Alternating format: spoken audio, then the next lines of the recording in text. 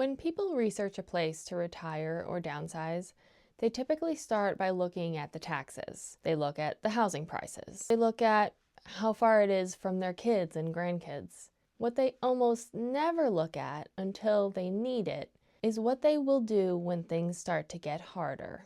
And I get it. Nobody wants to plan for that part. But I'm making the case today that it's actually one of the most important things to understand about a place before you move here. I'm going to talk about what the support network actually looks like in and around Concord, New Hampshire, for older adults and for the adult children who are trying to figure out whether this is the right place for their parent to live. My name is Hannah. I'm a real estate agent in New Hampshire, and I work specifically with adults who are in the middle of a housing transition later in life. I hold the SRES and CRTS designations, which together mean that my training goes beyond your sale, into the transition itself and what it actually takes to get you or your parent from one chapter to the next. I'm not just looking at whether the house is the right size. I'm thinking about whether the town is the right fit for where someone is now and where they might be in 10 or 15 years.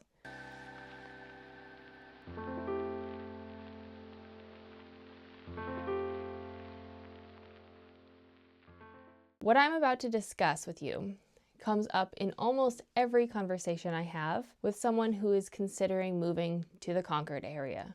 If you're still in the research phase and want to talk through what moving to Concord, New Hampshire might actually look like for you, there's a link in the description to grab some time with me.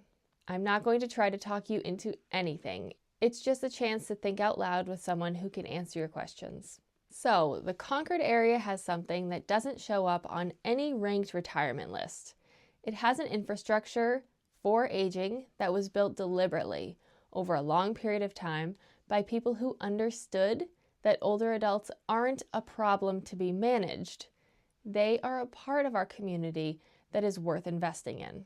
I know that sounds like something you'd read in a brochure, but hang on. I'm going to explain. And I'm going to mention a bunch of amazing resources. It might feel like I'm going too fast and you're going to miss something, but you can just listen first and then find the links and phone numbers to contact these resources in the description below. First, let's look at the clinical and logistical resources, starting with healthcare because it anchors everything else. Concord Hospital is the regional medical center for central New Hampshire. It's not a small community hospital. It's a full-service facility, specialists, a cancer center, cardiac center, emergency services. Having that close by matters. It matters practically and it matters psychologically. Beyond the hospital, there's a layer of support that many people don't discover until they're desperate for it. The Aging and Disability Resource Center in Merrimack County, which was formerly known as ServiceLink, is what's called a single point of entry for long-term services and supports. What that means is that if you or a family member need help figuring out what's available, what you qualify for, and how to access it, this is the place you call first. There's no eligibility requirement to reach out, no fee to ask questions, they just help you figure out where to start. They also run the Family Caregiver Support Program, which exists specifically for the people who are doing the helping. If you're the adult child managing this from 2 towns away or 2 states away, that program is for you. Not just for your parent, for you.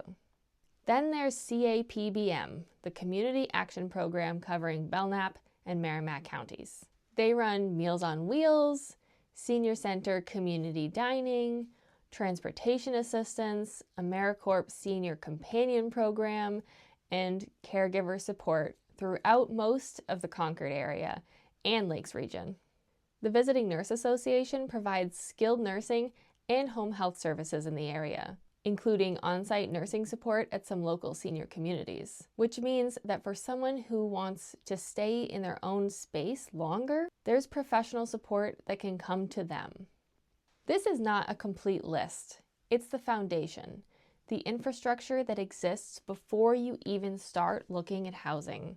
There are businesses, services, and people in this area doing remarkable work for older adults that I haven't even touched on yet. I'm planning to spotlight some of them in future videos, so if you're not subscribed yet and you're still in the research phase of moving to central New Hampshire, that's a good reason to follow along. I want to say something about all of this. Most people don't find out that these resources exist until they're in a crisis. Mike and Sue, my neighbors, went through their parents' aging and dying transitions in this area. Different situations, different outcomes, different facilities. When I asked Sue what she would tell someone who is just starting to figure this all out, my advice would be start soon. Start now. Not because it changes the hard parts, it doesn't, but because walking into a crisis already knowing where to turn is a completely different experience than trying to find the door while everything is falling apart. Beyond the clinical and logistical infrastructure, there is a community layer that matters for quality of life. GoodLife programs and activities serves adults 50 and older in Concord. It's a place to show up, connect with people, and stay engaged. It's an actual thriving community. They even have their own radio show on WKXL called Living the Good Life, hosted by their community outreach coordinator, which tells you something about how seriously they take staying involved with the community. The City of Concord runs a senior passport program through the Parks and Recreation. Free for residents 55 and older, it unlocks programming 5 days a week.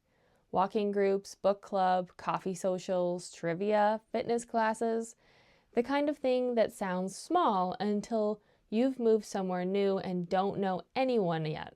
Then it sounds exactly right.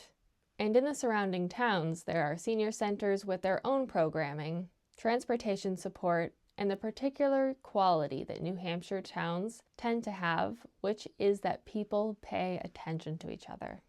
That's not something you can put on a spreadsheet, but it's something you can feel. Here's why I'm telling you about all of this. When you're choosing where to spend the next chapter, or helping a parent make that choice, the house matters, the taxes matter, the proximity to family matters, but so does this. The question of what happens when things get harder is not a morbid question. It's a practical one. And the Concord area has a more complete answer to it than most places of the same size. That's not an accident. It's the result of decades of investment in an aging population that this region considers to be a part of the fabric of the place. Do you have questions about what support looks like in a specific town near Concord? Drop them in the comments. I'll answer what I can and research what I can't. All right, if you're seriously looking at the Concord area and you want to get out of the research phase and into actually seeing what's out here, let's go grab a coffee and then look at some homes, yeah? My number is 603-573-6969. The link to get on my calendar is in the description. I know this area and I know what questions to ask that many people don't ask until later. Come find out what later looks like before you need to. Next week, I'm back with a look at Concord's neighborhoods, specifically what to pay attention to when you're downsizing or thinking about aging in place. Not just which neighborhoods are nice, what to actually look for when the home you're choosing might need to carry you for the next 20 years. I upload 2 new videos every week, specifically for you and yours. See you next time. Don't forget to bring questions.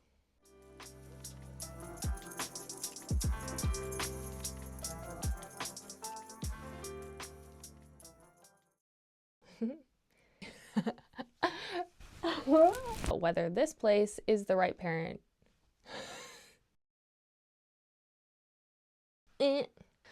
Which exists specifically. My mouth is having a hard time saying words. I should practice those mouth exercises. Oh my goodness. Try one more time. One more time. This serves as a